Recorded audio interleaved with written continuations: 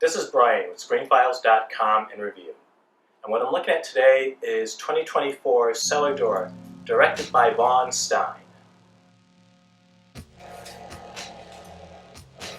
What I like about Tubi is that there is so much content and it's so varied. And a lot of it, to be totally honest, is not great. Though conversely, there's great stuff on this platform. It just takes a while to find it. And so it's so rewarding when you stumble upon something that is really, really exceptional. Cellar Door is one of those movies.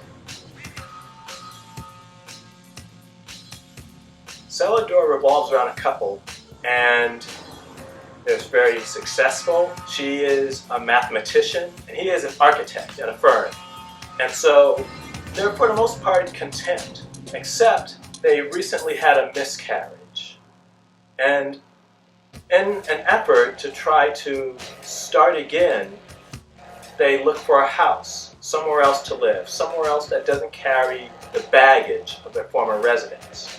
Eventually they come to meet Emmett, played by Lawrence Fishburne, who is just great in the role. And after meeting them and getting a feel for them, he offers them his house. Now, you'll notice I didn't say sell them his house. I said offer. And he literally gives them his house. When I say house, I'm understating this home. It's more like a mansion. And he gives it to them scot-free, except for one condition. They cannot go into the cellar. How Emmett would know, I have no idea. And so they take the deal because why wouldn't you? Just don't go in the cellar.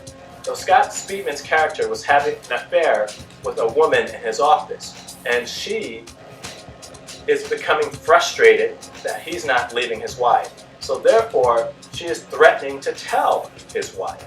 Scott Speedman's character does not want to face this fact, and instead finds ways to divert himself from doing so, like trying to find what is in the cellar. What makes Cellar Door so fascinating to me is that it's borderline supernatural. It's not. It's entirely in the real world and a thriller. But the way it's written could be taken as vaguely supernatural, in the sense that whatever is in the cellar is controlling their actions, though they don't know what it is. And Scott Speedman's character is really tempted to go into the cellar. Those efforts to do so don't work quite as well as he would have liked. It is a fascinating movie, and in fact, it reminds me of a supernatural movie. The 1976 masterpiece, by my reckoning, by Dan Curtis. If you recall that movie, it revolves around a house that, figuratively speaking, though almost literally, devours its occupants. Such a great movie. If you've not seen Burnt Offerings, check it out. And it is very much supernatural.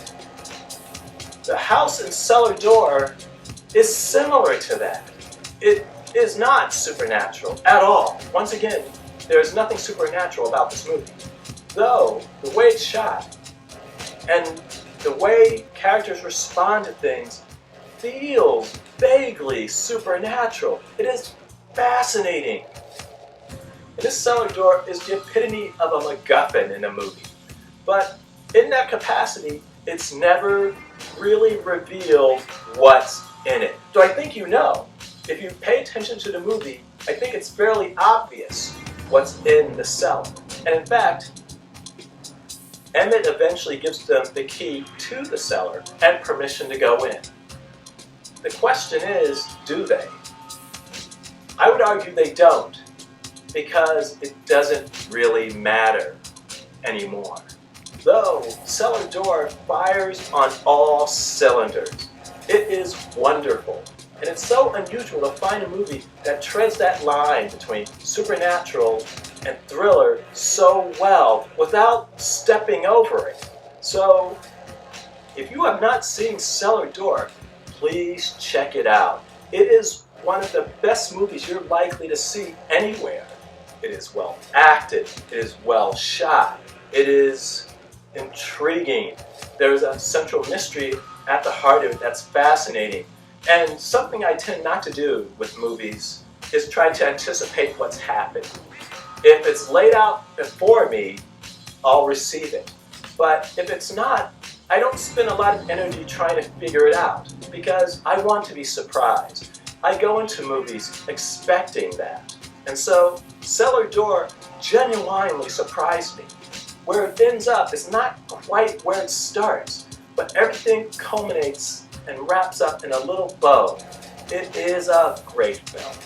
So what do you think? This is Brian with ScreenFiles.com to review.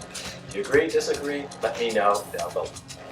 And as usual, consider a like, follow, or buy me a coffee.